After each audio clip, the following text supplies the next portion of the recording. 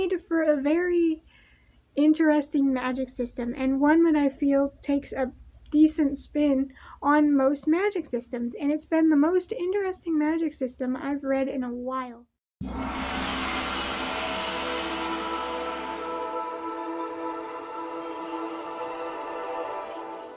Welcome back once again to a new book review. Now, the book we are going to be talking about today is One Dark Window. Now, I've seen this talked about, but I try to avoid spoilers for it because it genuinely sounded interesting. And if you don't know, it is this deck of tarot cards was created a long time ago by something called the Spirit, and a man called the Shepherd King, who each time he asked for a card to be made had to barter something else, because magic has a cost and comes at a price. You don't get anything for free. And so this deck of tarot cards was created, and thus the king ended up saying that all magic outside of these cards was illegal and punishable by death. He's rounding up anyone with magic that did not come from the use of one of those cards. And thus, this is where our story begins. But before we talk about that, let's talk about the characters.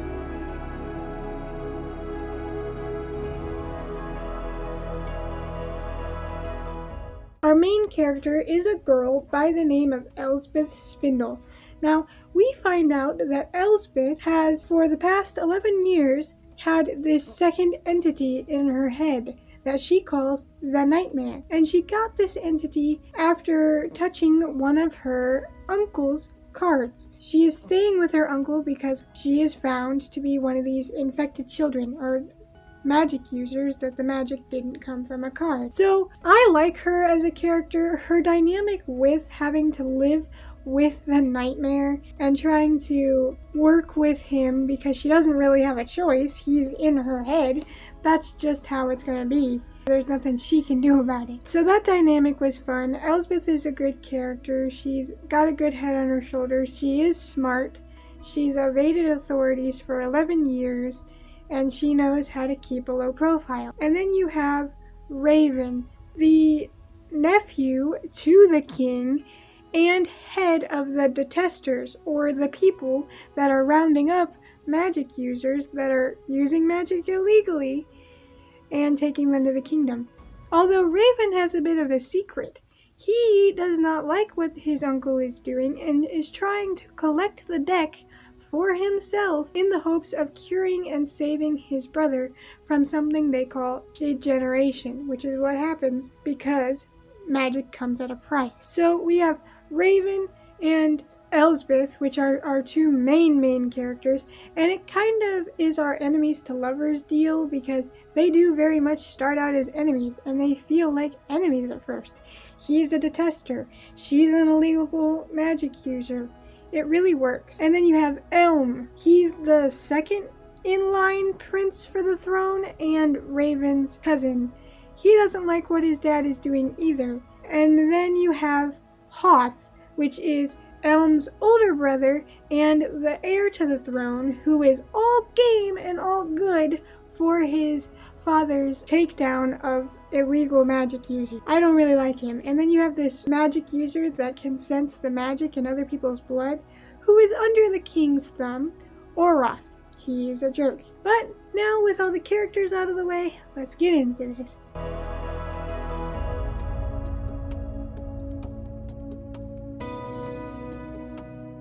So, my thoughts on this book are, it was so good. One Dark Window is what I feel like the Fourth Wing was trying to be, yet failed at just becoming a generic story.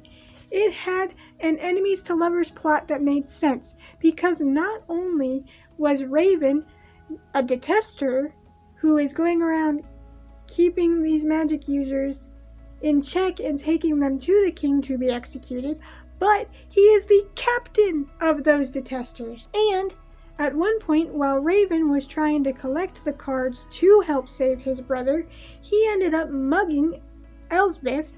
Granted, he got his ass kicked, But he ended up mugging Elsbeth for her uncle's cards because he knew her uncle had a card and he thought she could tell her about them. So the fact that they started out enemies really worked because they had a reason to be enemies. It wasn't like some, oh, I just hate you because I hate you, or oh, our family doesn't like each other, so I don't like you either. We can't be friends. It wasn't that. It was a genuine, like, no, this person could be the death of me because he is the captain of these people, and he tried to mug me at knife point at one point. So they had good reasons to be enemies. And there's also the fact that he knows that she is hiding something.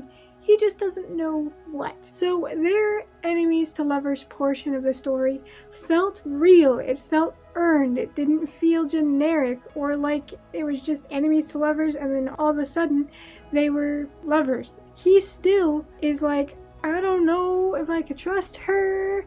She doesn't know if she can trust him, and it's all earned. It's not like when I was reading Fourth Wing, sitting there like, girl, if he wanted to kill you, he'd have done it already. He had so many opportunities to hurt you. Why are you bringing up, are you going to kill me? Are you going to kill me? Every time you're around him.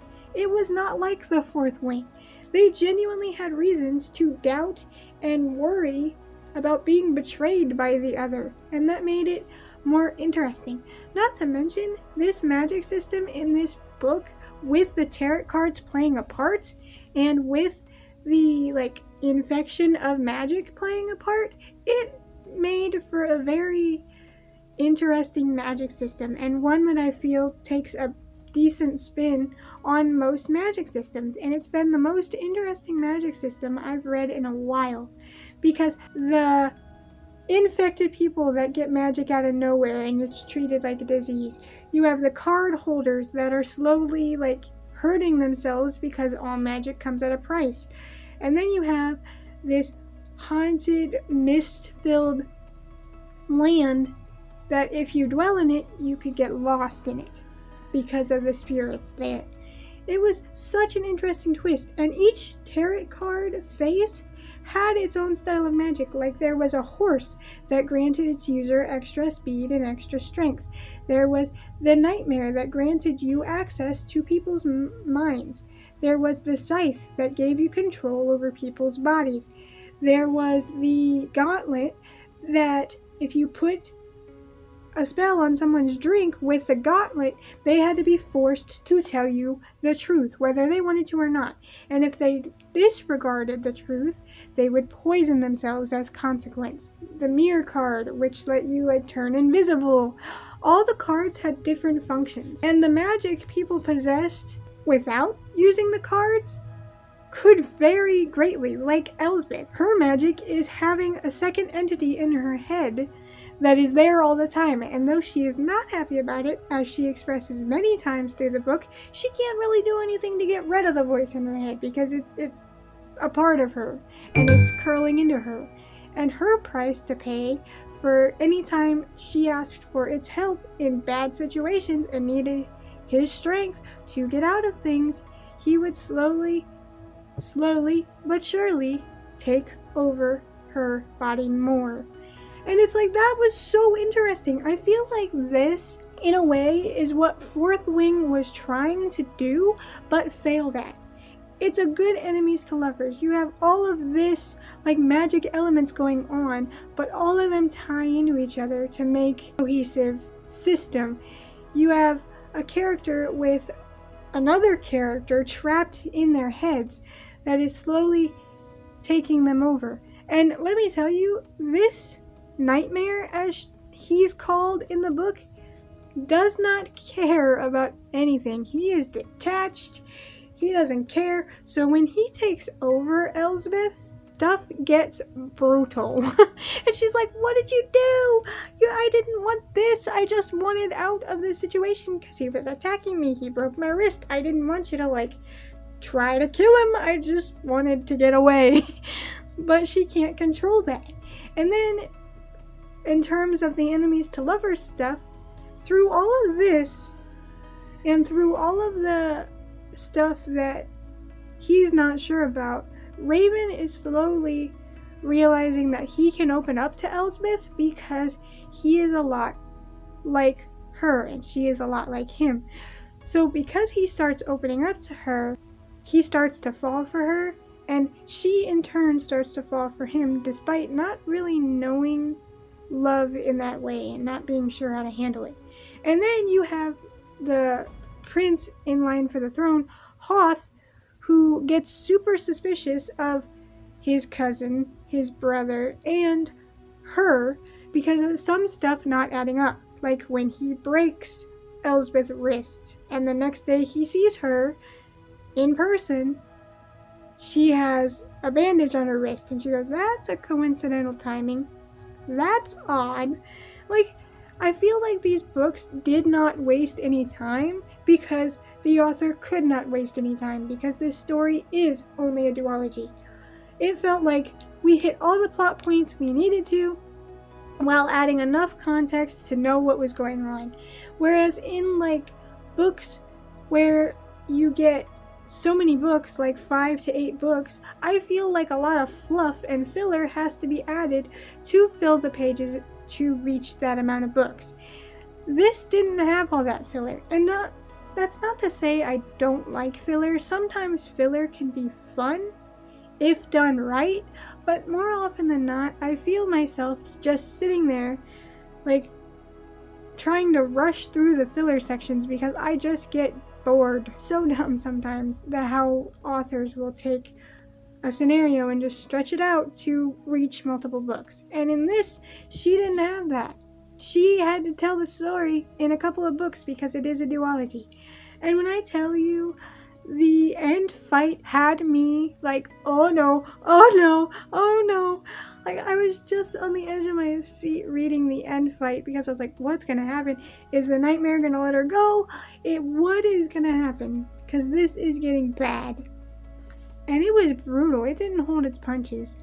It didn't like throw in a sex scene just to prove it was more adult. There was cussing, there was brutality and blood, but it wasn't done without purpose or for shock value. It was done when fights were actually happening and where stuff was getting bad. This was just a good book. It was great from start to finish. I think I'm still coming out of a huge reading slump or something because it took me way longer to read than it should have, but I really enjoyed it. I enjoyed it so much. The writing was fluid. The prose were great, although she did say glassy-eyed a lot. Like, there were a lot of depictions of their eyes went glassy with shock, or their eyes glassed over as they looked on in horror, or their eyes glassed over as they thought to themselves. Like, you can describe the way people's eyes change when, like, they're in shock or, like, when they're zoning out. There are many different ways to describe eyes than they glassed over. I got really tired of hearing their eyes glassed over, but that's about my main criticism of the book, is the eyes glassed over bit, because it is said so often through this book to the point where I just kind of wanted to laugh every time it was said, and I just thought, well, there's more ways to describe how eyes look if you're zoning out, if you passed out, if you're shocked, if you want to cry. Like, there are many other ways to describe eyes than glassed over. But that's about my only criticism of the book, the glassed over eyes. The rest of this book is really fun. The magic system is unique and interesting. The nightmare being in the main character's head made for a cool dynamic, and you could really see the difference between them and how a lot of times Elsbeth just wanted to be her own person away from all this. She just wanted the nightmare to go away, and the nightmare's over there like, hey, you're stuck with me. Like, I don't know what to tell you.